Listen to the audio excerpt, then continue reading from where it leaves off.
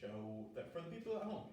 These are the bonus segments, fun segments that we like to jump into that are fun for us, fun debates, fun analysis, all that good stuff. First on the agenda for the bonus segments is our fantasy football takes of the week. We're going to start out this week by comparing our last week's lineups, and I think I got you pretty convincingly. Yeah. So I had my total points was 179.12. I think I had 205.12. Yeah, so I got destroyed, but in my defense, Devonta Adams did not play. So that could have made a difference. He could have had a game one type performance where he put up 40-something points, and I could have got it. Do your homework. I was hoping he was going to play. They played me. They said it was game time decision, it was looking healthy, and of course they want to side on the side of caution. Which, as a Packers fan, I was okay with. I don't know why I did hurt. Yeah, but you hate to see it. But I hate to see you got loss. this giant L over your head now. Because, I do this fantasy stuff. I hate it. But, alright. I just want to say, because I had Kittle, who almost saved me with a 45-point game. Who's kind of, your top performer? I didn't really have like a top performer. You were consistent, I had people, I think the only people that didn't have 20 plus points were DK, my kicker, and my defense, and Darren Waller. I think Darren Waller had like 17, but he had a good amount.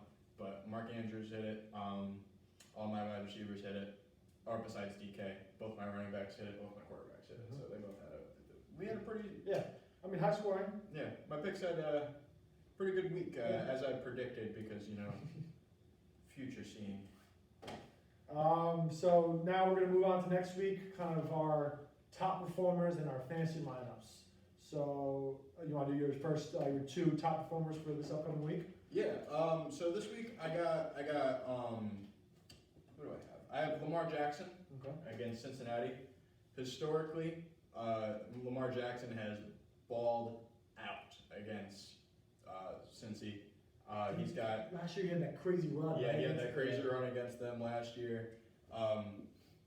He put up some of the best completion percentage numbers that he's had. He's got a 68.4 completion percentage career against the Bengals through his first 3 years. He's also got 7 career touchdowns against the Bengals. I think 5 of them came last year in that game where he went off for that run and everything else. So I don't think Cincinnati is still going to not have an answer for him. I don't see them stopping Lamar at all, and especially with, I think Geno Atkins is still down. You got Drake or Patrick, who's banged up. I mean, the Bengals are not a good defense in itself. Yeah, and then missing those key guys too, I think that Lamar's going to have a field day. And then my second one is D-Hop. I got DeAndre Hopkins against the Jets this week. The Jets are good. You don't even need to say anything else. Yeah, DeAndre's playing the Jets. Yeah. The Cardinals are coming off of 2 losses that they probably think they shouldn't have lost. They could be 4-0. This is a great opportunity for a bounce back game for both D-Hop and Kyler Murray. I'm going to get to Kyler Murray in a second. But yeah, they don't have a matchup for DeAndre Hopkins, so I think if they want to have a pass heavy offense for week 5, they got it. No, 100%. For my two top performers, I'm going to go with Patrick Mahomes. He didn't have a crazy game last week. He didn't have the Patrick Mahomes type game as he's accustomed to. He's playing the Raiders. I know last year he had a game where he had 443 yards and 4 touchdowns against them. So he's the best quarterback in the league. So I'm hoping he has a best quarterback type game for him. So I'm looking forward for a big bounce back game from him. My second top performer, I believe, will be Ezekiel Elliott. He has not had a 100-yard rushing game this year, which is crazy because ever since he's been in the league, he's been one of the best running backs in the league.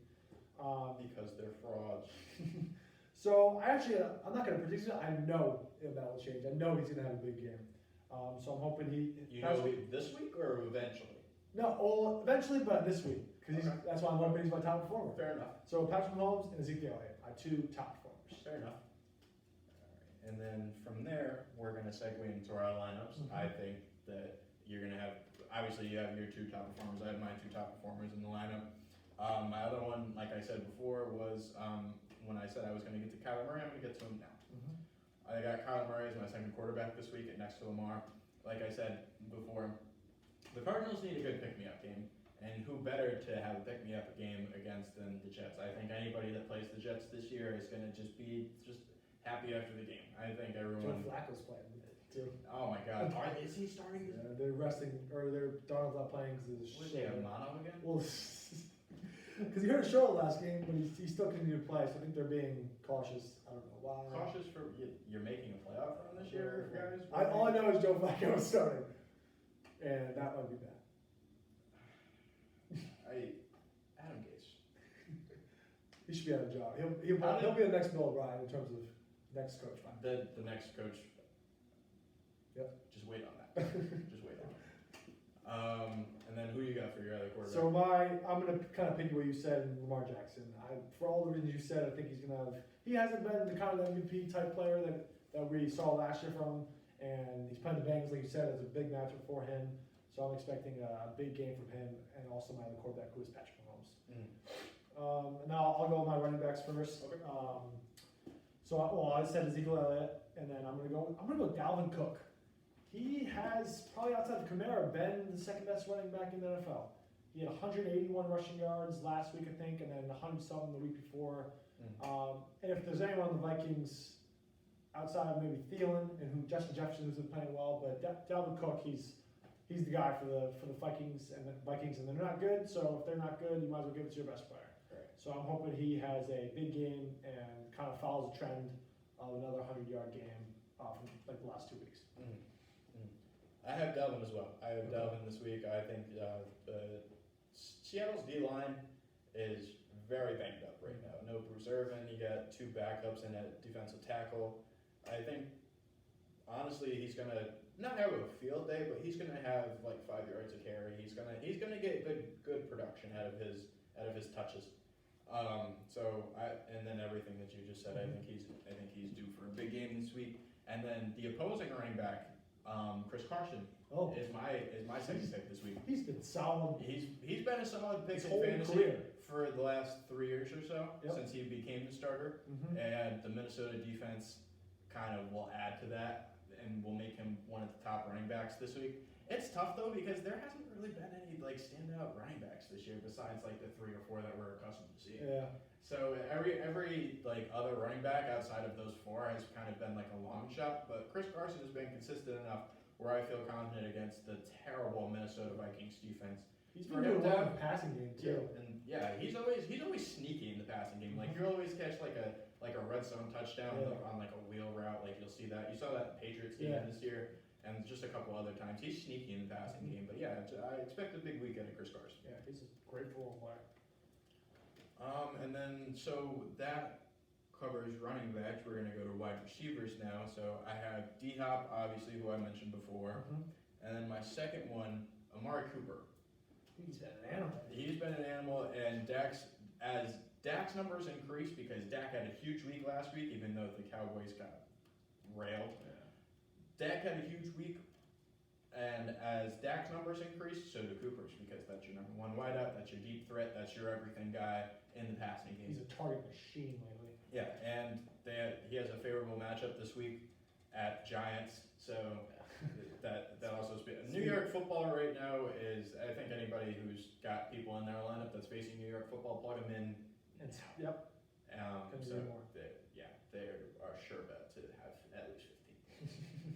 And then I talked about earlier in the show how DK Metcalf is tied for the league lead in receiving yards. And I had him last week, and so I'm kind of going to allude to the same sort of philosophy. He had 4 catches again in week 4. 100 yards. And 100 plus yards. Just didn't have a touchdown. He didn't have a touchdown, but he's getting the yards on 4 catches. His volume, like his yards per catch, are insane. So like if you just give him 5 or 6 or 2 or 3 more, exactly. 2 or 3 more receptions, 6 total. Like if you give him around that number, his numbers are going to be booming. Yeah. I don't even know why he fell so long, because he went second round, I think, with the Seahawks, right? Yep. And he had one of the best combines probably for a receiver ever. Yeah. Why? I don't know why he didn't go higher in the draft. It must have just been Ole Miss. I got to think it must have just been them, because they've kind of been irrelevant in college football since they beat Alabama, 2009? think so. Yeah, so I think. But you look at DK and like he's. Oh yeah, he screams football player. Oh my God, he's an animal. He's like 6'4", probably like 225, maybe even more than that. Fast. He's like you look at a receiver and that's what you want. Right Does there. he still have the fastest 40 record ever? Does he still, or did somebody break that? No, John Ross. John Ross, yeah. Yeah, he was disappointing. He was the 4th pick in the draft that year when he was drafted. Yeah, he kind of got carried out of the draft in an ambulance though, so he's kind of been in the training room ever since. So for my 3 receivers here, I also have DeAndre Hopkins for all the reasons that Max said, and just because of the Jets. I have Tyreek Hill, mainly because I'm high on Patrick Mahomes this year, and Tyreek Hill, what's it not to like? You have best quarterback thrown to probably the best guy in the league, I would assume, right? One of your busts last week. He did have a great game. He got saved with a touchdown. Yeah, that touchdown. So I was almost there. Yeah, you almost got that one. Yeah. And so Tyreek Hill and Stephon Diggs, who we alluded to before, how he's tied with DK for passing or receiving yards. Mm-hmm. And we're both high on Josh Allen. Mm-hmm. And Stephon Diggs he's been an animal. He's been even better than he was with the Vikings for his good years, and he was good with the Vikings. Mm-hmm. And he's great. Mm-hmm. So I expect him to continue his dominance as the best receiver on an undefeated team with a great quarterback.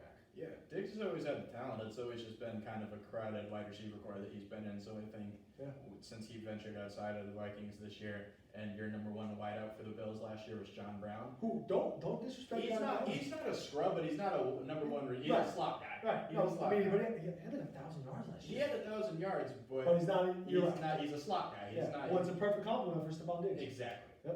That's why again the Bills. That offense is perfectly balanced. Exactly. It's like Thanos. That's all things should be. That's wow. Avengers Endgame. Wow. We could talk about that for days. Yeah, we had to create a separate podcast to talk about the MCU. God. Wow, that got me hyped. So I'm gonna go to my tight ends, my 2 tight ends.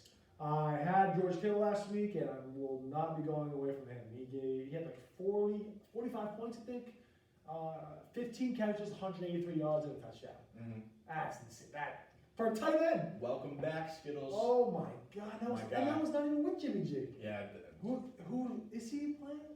He's a game time decision this week. I've seen he got upgraded to questionable as opposed to the doubtful that he got at this point last week. Right. So he's questionable, but who knows? Who cares? George Kittle is an animal. Mm-hmm. And then I'm going to go with Darren Waller, who has been a target machine. Derek Carr loves him. They don't have a crazy. Henry Ruggs been a little banged up for the Raiders, so. Hunter Renfrow is their number one wideout right now. So they kind of rely on Josh Jacobs and Darren Waller, and I think if I'm Derek Carr, I'm just going to feed Darren Waller. He's been an animal. He was great last year.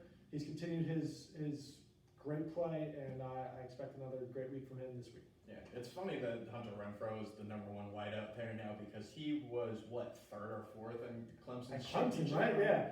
So it's been a while. It's been a long time coming, Hunter. Congratulations. Good route runner. Give him that. Yeah. My tight ends for this week, I got Skittles as well. My guy. That matchup favors him immensely, and coming off a week that he had last week, I think it's only going to continue to go up more, stay there. I don't think he's going to decrease in any sort of value. Him and Kelsey are always sure bets in fantasy. Right. If you can't decide who's better, it's 1A and 1B. Yeah. They're two. I would say, but if we had to argue, Kittle might be the best overall tight end. Oh, I think he's the most well-rounded tight end in the league. But Kelsey has just been consistent. Yeah, because he's in an Andy Reid offense. And before Andy Reid got there, he was like, He was But Kittle, in terms of overall tight end. Yeah, they utilize everyone in that offense, so he's a key part of that. And then my second tight end, continuing with the trend that I had from last week, Mark Andrews. Mark Andrews is pretty much Lamar Jackson's main target through the air. They're playing the Bengals. Lamar Jackson thrives against the Bengals, so he's gonna look for his number 1 guy. I think that's pretty self-explanatory in itself, and I think you're gonna see another big week like you saw last week from Mark Andrews. You're going to see him in the end zone a couple times. Did he have 2 touchdowns last week? He had 2 touchdowns, like 6 receptions, 85 yards, something like that. Yeah. So he had a really good week. Yeah, no, he's good. He was good. He was good last year again with Lamar, and Lamar loves him. So keep throwing to your guys that have been producing for you. And then, I mean, the kicker and defense. We don't have to talk too much about that, but I got Justin Tucker as my kicker, and I got the Rams versus Washington. I don't know how Kyle Allen's going to do, so I kind of went with the Rams because Kyle Allen had a lot of turnovers last year. I can't believe he So started. I can't. I was hoping when I saw Haskins bench, like you said, I was hoping maybe Alex Smith can get the nod just to see how he is, even though I don't know how he's still playing football. Is there like Ron Rivera bias there? Like did Kyle Allen and Ron Rivera go into like a room together and like have some alone time? I don't know if they can trust maybe Alex Smith just with an injury he had. I mean, but he was cleared in what, like August? Yeah. He could have no leg, or he even like could have died. Yeah, that was like from infection stuff. Joe Theismann stayed out of the Washington Stadium. He was there that day. I saw some crazy stats. How it was like similar to the same like day and week. Like so there was some crazy stats where Joe Theismann's injury and Alex Smith's injury was like connected. It was crazy. Yeah, you gotta. Joe Theismann as a Washington quarterback, or like 4 Washington quarterbacks, if you see Joe Theismann there, run. My kicker in defense this week, I got Gostkowski. I got Gostkowski from Tennessee. I think they're going to struggle. Tennessee's going to struggle to get in the end zone this week, but they're going to move the ball how they usually move the ball. Yeah. Obviously, they're a little weak. Preparation is going to play a factor, so they're going to struggle in their red zone offense. My prediction is I think they're going to struggle in their red zone offense. So you're going to see a lot of volume with the kicking game. And then my defense, special teams, I got the Colts. No Nick Chubb. They might rely on Baker for more passing plays, which usually leads to you'll see some picks through the air. Yeah. Colts lead the league in interceptions through 4 weeks. I think that if the Browns go in that direction, since Chubb is out, Colts are gonna go off. Yeah, Colts they've been nothing but consistent. Mm-hmm. So now we're going to kind of go, that was our lineup, and we're going to go with our boom and bust of the week. So we each have 2 booms, 2 busts. You want to take this away? Yep. So this week, speaking of the Browns, I got Kareem Hunt. For boom, right? Yeah, for boom. Boom, I have Kareem Hunt. Obviously, he's going to be the main back with Nick Chubb out. Their running game has been very, very, probably the best in the league this year, I would say, as far as complementary pieces. Nick Chubb and Kareem Hunt. Kareem Hunt is starting to look like Kansas City Kareem Hunt. He's been with them. He was one of the best running backs, and he's been running with some authority. Yeah. And if they don't go the pass heavy route, Kareem Hunt's going to get a lot of touches. And with that being said, his yards per carry is near 3 or 4. He's always been a contributor in the passing game, so expect a big week out of Kareem Hunt. And then, do you want to do your first one, or do you want me to do my second? Oh, you can do your second one. Okay, so my second one is Justin Jefferson. Good back-to-back weeks. Did I have back-to-back weeks? No, I'm saying for him as a player. Yeah. He's had 2 really solid weeks Yeah. back-to-back. Last week wasn't nearly as good as the week before. I think he still had 100 yards. Yeah, he still had a good amount of touches. And Adam Thielen is going to get most of the attention in a Seattle secondary that isn't really good as it is. Mm-hmm. So I think their second option in passing game is obviously Justin Jefferson, and he's going to have a favorable matchup with Quandre Diggs lining up at the other end, and the rest of the cornerback by committee that steps up to go to him, because their number 1 cornerback that's going to be in is going to be focusing on Thielen. So expect a big week out of Justin Jefferson as well. For me, my 2 booms, I'm going to go with Teddy Bridgewater. Played 3 touchdowns last week. He had a fantastic run.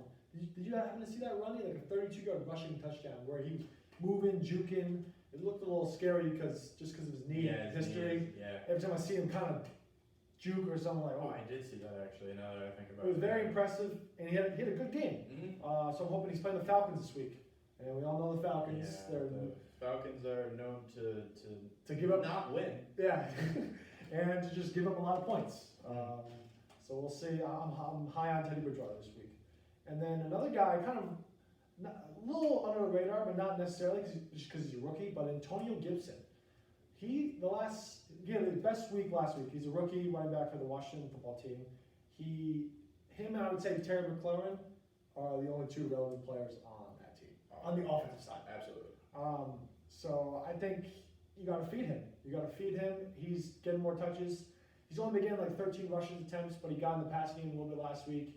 He's a dynamic player, and I think you're playing the Rams, even though it's high in the Rams defense, I think someone's got to score some points for the Washington football team, and I think it's going to be Antonio Gibson. So those are my two booms. Gotcha. Do you want me to go with my bust first? Yeah. Okay. So my two busts of the week. I'm going to go with Melvin Gordon. Had a great game last week. I think he had two touchdowns maybe, one? I think he had two. I think he had a receiving and a rushing. Yeah, and 100 yards, I think. But he's playing the Pats this week. And the Pats are they're always a good defensive team, and they kind of take away the better players of the opposing team. So I'm not too high on Melvin Gordon this week. I don't know what the stats is with Philip Lindsay. I was just going to ask that.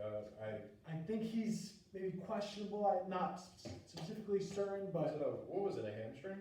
I don't remember. It sounds about right. Yeah. There's been a lot of hamstrings. Yeah, there's been because you didn't have a preseason, but that's a completely separate matter. Yeah. So with Philip Lindsay, if he plays, I think that'll take away some carries. But just itself, Patriots D, they're always good. So I don't think Melvin Gordon's gonna have a crazy game. So he's my first bust.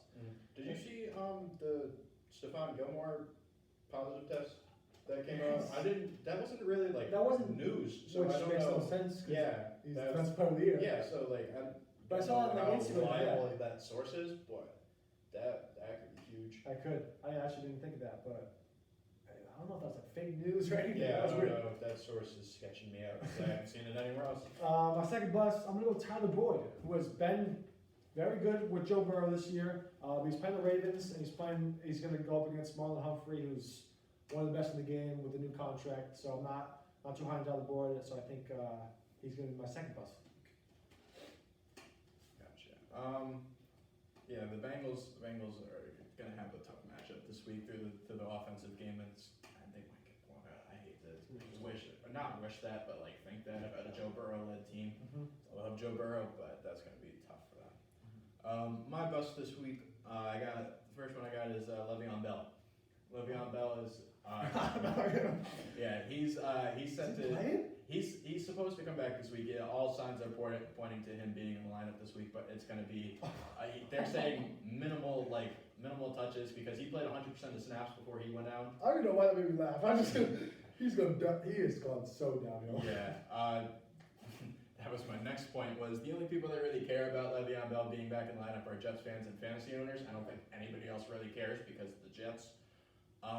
And the Jets offense is just a standstill. They're going to get the ball at the 20-yard line, and they're going to move probably 2 yards and punt the ball pretty much every time. Joe Flacco. So, yeah. Remember what we were talking about a couple years ago? If Joe Flacco is elite? Yeah. And if Lamar was going to take his job? Yeah. So it's safe to say. I didn't know he was still elite. I didn't know he was in a Jets uniform until last week when Sam Darnold was out for 2 Yeah, plays. I think he had like one. He had like 2 snaps, didn't throw the ball. Yeah. It was how downhill he's gone. And my second bust of the week is Odell. I got Odell this week. I had a big week last week against the Cowboys. The Cowboys are frauds, though, as we've alluded to several times in the show. They're frauds. So their OBJ has been wildly inconsistent. He's had 3 or 4 quality games since becoming a Brown. So they just, especially against the Colts this week, he's going to have a tough matchup. I think Baker might struggle to throw the ball to him a little bit this week. His only chance is Jarvis Landry throwing him the ball again this week to really get him going. But yeah, like I said, wildly inconsistent, facing the best defense so far in 2020. Tough match. Yeah, no, that's a good point. So that does it for our fantasy football segment. Now we're going to move on to our hot takes. So we each have 2 hot takes. It can be anything, really. Anything in the sports world, anything relevant now. Yeah. Anything that you might see in the coming days. Who do you want to go first? Want me to go first? I'll go. Because this one isn't as much of a hot take because we kind of talked about it earlier in the show. But I think LeBron is going to get his 4th Finals MVP. Yeah. AD kind of.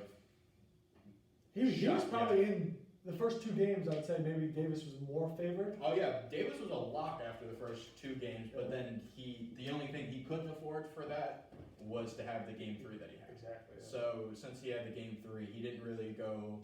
I don't think he scored more than LeBron last night, right? He had 25, LeBron had 28. Yep. So And LeBron's been. yeah, LeBron's He's been. had almost a triple double every game. Yeah, and he's been around the same numbers. Like he's been like 26, 8 and 8, Exactly. and up. Like The he's been usual around that mark. LeBron. Yeah, LeBron has been LeBron. So I think you're going to see a lot. I think you're going to see him get his 4th Finals MVP Friday. I don't think they're playing another game after Friday. I think they're done. And then my second I hope one. not. I hope he can win Yeah. one game. Yeah, I don't really know. But I think LeBron's mentality here is let's get it done with. Like let's finish him. Yeah, he's had But that he doesn't wanna get LeBron home. look in his eye, Yep. that playoff LeBron look in his eye that nobody wants to get in the way of. Well, So- and that's similar to what you did with the Nuggets. Yeah, You don't want to give any of those teams hope, especially those Nuggets, and you don't want to give the Heat maybe time for Goran Dragic to get healthy. exactly. So I think you're absolutely right. I think his mentality is let's finish it next game 5. Yeah, poor Tyler Hero, man. He got caught in the crossfire of playoff LeBron. He's got a whole dent in the side of his forehead from that dunk. The poor guy. He's been doing so well, and then he just got shoulder checked by LeBron. You think you're going up in life, and then LeBron's free train. Don't mess with the king. Yeah. Oh, watch the throne. And then my next hot take. Dan Quinn is going to be the next coach to go in the coaching carousel. Wait, who did I say earlier? Adam Gase. You said Okay. Adam Gase. I think the Jets were supposed to be that, so I don't really think that they can throw the coach out just like that. Right. I think the Falcons have had expectations the last 2 years, even since making the Super Bowl. Uh-huh. I think they've had high expectations and they have not delivered. And at some point, you gotta look at Dan Quinn and be like, what is going wrong here? Because you have all the same pieces from the Super Bowl. You've added a piece in Calvin Ridley, and you've added a piece in Todd Gurley, who was an MVP candidate 2 years ago, and you still But are he's 0-4. he's not the same though, Gurley. Gurley's he's good enough. not the same, but He's you good don't think enough, he's yeah. better than Freeman?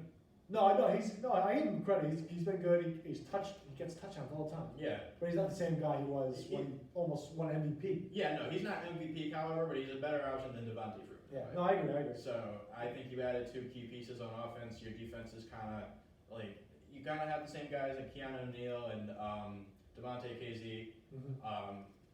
You gotta have those guys leading your secondary. Your front line is kind of the same. Adrian Claiborne, all those guys. Yeah, at some point it's got to be it's the coach's fault because they've blown so many leads and their clock management's terrible. So they gotta. They looked terrible. Watching the Packers game last night, their defense. The first touchdown the Packers scored, Aaron Jones literally just did a wheel route, and like I could have ran it and scored a touchdown. Yep. The Minnesota defense is ranked 31st. You know who's right below them? Atlanta Falcons. Yep. Yeah, they're terrible. Yeah. Are you good there? Yeah. So for Those my are hot two. takes, Aaron Rodgers will win 2020 NFL MVP. Yeah. So I'm going to read some stats. First in QBR, second in touchdowns. He has 0 picks so far. He's always been accustomed to that. He doesn't turn the ball over. Second in QBR rating, and he's 5th in passing yards. Who is his number one wideout last week? Was Valdez Scantling? I mean, you could. Was he in the lineup? Yeah. He So was him, in, so Darius Shepard, who was come up to the practice squad. Exactly. He did rely on the running backs. I think he was 23 of 23 throwing to tight ends and running backs. Jamal Williams had like 8 catches. Aaron Jones had his usual game. And Robert Tonyan, mentioned before, 3 touchdowns, baby kill. Yeah. Don't hate the hot take at all. Yeah. So I would say now still it's Russell Wilson's to lose. Right. But I think, and I would say if I had maybe my top 3, Russell Wilson, Aaron Rodgers, Josh Allen. I think that's fair. So I think both of them are all 3 of them are gonna continue. But if I had to pick, I'm going with Aaron Rodgers. So my second hot take, I had trouble coming with the second one, but that's why I saw the Dolphins and I said they're gonna take down the Niners this week. I know it's your Niners team, but the Dolphins played the Seahawks tough last week. It was 31-23. I don't think if Jimmy G's out, I don't think that's a bad take. Yeah. If Jimmy G plays, I think that they should win that game. Yeah. I mean, they should regardless. Yeah. But I love Ryan Fitzpatrick. He is just, you have the best backup quarterback or a starter, and he just does what you need him to do. He's not like going to give you Russell Wilson, Aaron Rodgers type numbers, but he's going to be fine. If I'm Miami, how long do you wait until you insert Tua? Yeah. That's the other, because Ryan Fitzpatrick hasn't had a bad year by any stretch of the imagination by Ryan Fitzpatrick standards. Mm-hmm. But you have that guy waiting that you took at 5 this year, and your team isn't really doing anything noteworthy. Yeah. Why not? So Give him a chance. Yeah, that's not even. That could be another hot take. What Tua starts week 7? Yep. Something like that. Yeah, I think we're gonna see Tua in the next like 3 weeks or Yeah. so. But I hope you're wrong. Yeah. But if Jimmy G doesn't play, that's very much in play. Yeah, they could give him more for the money. Yeah. They're tough. Very tough. Yeah, so this is for the 2 hot takes. What we got next? We got embrace the debate. Yes, sir. This week's topic, we're looking at who is LeBron's best teammate with the NBA Finals winding down. We took a look at LeBron's best teammates through the years and kind of who he's had by his side in his title appearances and his great runs throughout his career, and who's been that great complementary piece throughout his career. So yeah, you want to start with it? So I know where you're going. yeah, Right so huge Dwayne Wade fan. Dwayne Wade was his best teammate. Now the reason I'm going to say that is because it's only been 1 year with Davis, so I can't definitively say, oh, he's already been the best player. I know Kendrick Perkins tweeted out that Anthony Davis, he said, like, no disrespect to Dwayne Wade, but Anthony Davis is LeBron's best teammate, and even Dwayne Wade agreed, but I just can't. I can't do that. I think the chemistry Dwayne Wade and LeBron had was nothing short of one of the best duos of all time, even though they played 4 years.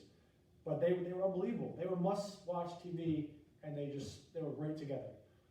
So I can't get behind someone saying Anthony Davis is a better duo with LeBron. Well, then you're not going to get behind what I'm about to say, because my answer is AD. I think AD is the most talented player that he's ever had the honor of calling his compliment, like his sidekick. Mm-hmm. My thing is too, they're about to win the first title in their first year. Yeah. D-Wade didn't do that. They lost to the Mavericks in the finals. But I will, one thing, I don't want to cut you off, but Dwayne Wade actually had a great, if they were to win that year, I think Dwayne Wade would have won Finals MVP, because LeBron was terrible. No, LeBron lost that finals, like, not like outright, but he was one of the reasons that wasn't. Mavericks, like, no disrespect to Dirk Nowitzki, but come on. That Mavericks team was tough on They beat defense. Kobe, I think the Thunder, Yeah. and then they beat the Heat. Yeah, that team was very tough that year. Defensively, their height was insane. Yeah. But yeah, they're about to win in their first year, which something D-Wade didn't do. Mm-hmm. AD is a top 5, top 3 player now. D-Wade was not a top 5, top 3 player when LeBron got there, in my opinion, because you had Kevin Durant coming on. You had Dwight Howard was in his prime.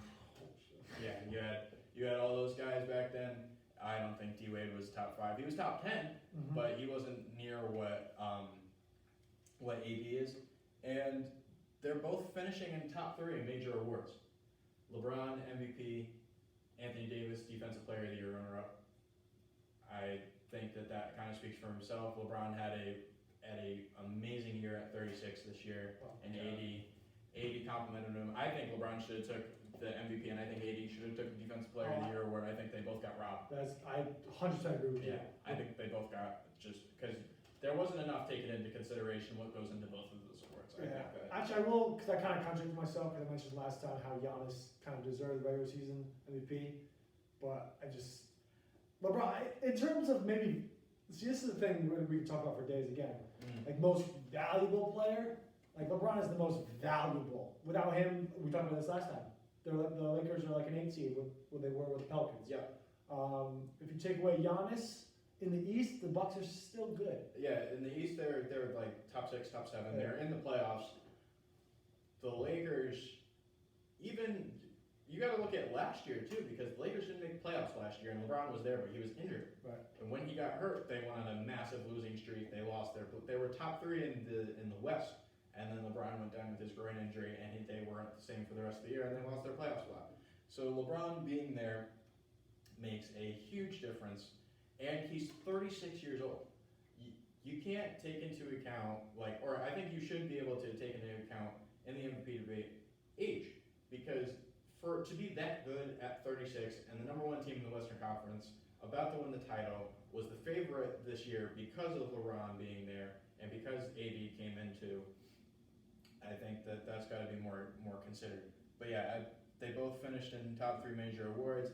They have both been incredible to watch in the playoffs, and they complement each other so well. They have so many Kobe Shaq comparisons and Kobe Shaq stats to match up with them that I don't really think you can put that past them. Dwayne and LeBron had great chemistry, don't get me wrong, but they were nothing compared to statistically what AD and LeBron are now. Yeah. The Dwayne Wade, LeBron alley-oops, the kind of like just the friendship they had, I mean, that's not really an argument, but so to be completely honest, I think Anthony Davis is kind of like he's a better player with LeBron than, like you said, than Dwayne Wade was with LeBron. Mm-hmm. But just in terms of my love for Dwayne Wade and just the fact that they were dominant for those 4 years and it's only been 1 year with Anthony Davis, I can't definitively give you an answer that Anthony Davis is already a better duo than LeBron. Than Dwayne Wade with LeBron. See, going into this topic too, I thought about it, and I knew you were You going know to. I knew you were going to go with D Wade, but my two that I was going back and forth between was AD and Kyrie. I know. I hate. Oh, why did you?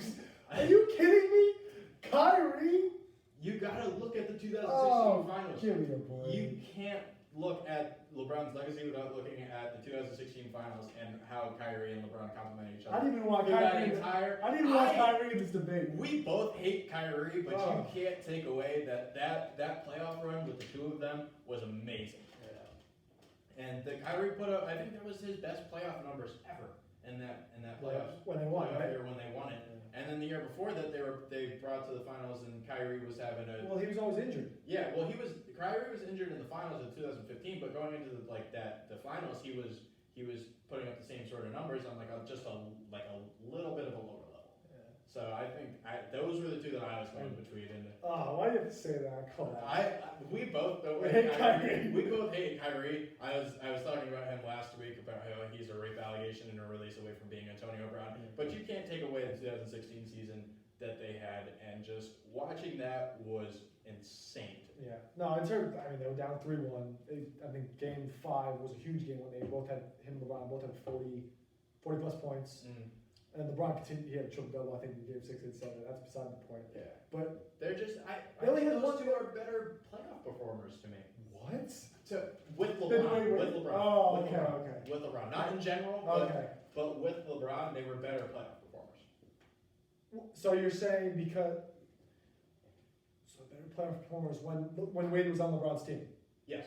When these guys were on LeBron's team, I have Kyrie and AD above D Wade as far as playoff performers. I can't get behind Kyrie, no way. Wade was clutch. They were both AD and Kyrie. I mean, both Kyrie was clutch too. Yeah. Were able to. Kyrie hit the shot to win them the finals. But they were both AD and Kyrie were both able to flip that switch where you have playoff LeBron, and then they were able to kind of go as he goes. But I would argue that LeBron was a different animal with the Heat. He was younger, he's more athletic. LeBron was, but D Wade was aging. He was older, exactly. No, that's what I'm saying. That he didn't. So you're saying LeBron, as he got older, he kind of related to Kyrie more because he was younger. To take the big shot, he relates more to Anthony Davis now because he's younger. He didn't do that with Wade because Wade was the one getting older and LeBron was the one in his prime. Right. Which is why I have those two above D Wade, because he was declining as Kyrie. And I understand what your argument is, but I cannot get absolutely not Kyrie. Absolutely not. They had one good year, and everything else he's hurt every well, year. they were gonna win the 2015 finals if he doesn't go down. And Kevin Love gets hurt. Yeah, if Kelly Olynyk wasn't. Breaks the shoulder. I hate Kelly Olynyk for this to this day because of that. I think he's one of the biggest scumbags in the NBA for that. No, but they had that one good year. Other than that, like I just said, he was hurt. Dwayne Wade, they had 4 good years. But they made the finals every year. They just didn't win. But Kyrie didn't even play. Kyrie played he played 2015 through 2017. He played and he left. He played in the finals the first year that KD got there. and that wasn't anything they could do because the Warriors were OP. So we don't even talk about that. we gotta strike the 2017. KD is the biggest fraud in the world. Yeah. Him, my least two favorite players are like the Lopez brothers, who I hate, but also Kyrie and KD. Yeah, I couldn't That stand. move, I think we were like at a baseball game or something like that, or something. Oh no, we were going. It was All-Star practice. When It was 14U All-Star practice. It was the 4th of July. I pulled in, and we were all like, "What in the world KD just to happened to Warriors. the NBA?" I don't even want That to. was the worst case scenario. I hate reliving that day. That was the worst case I scenario. don't know why that came to me, but I remember that No, exactly. yeah, I remember. I remember being in the car waiting because that was one of the only times that I was early for practice because I was always like either there right when it started or 10 minutes late. I was early that day and I had got the alert on my phone because I was waiting in the car, waiting for everybody to pull up, and I was like, no. Yeah. So that was all right. That was a brutal day. All right, that was good. Last week we didn't really kind of debate a little bit because we were both in agreement. Yep. That week, this week we definitely That saw was a good. little more debate, and I think we're gonna find more topics like this moving forward. Exactly. Screw Kyrie.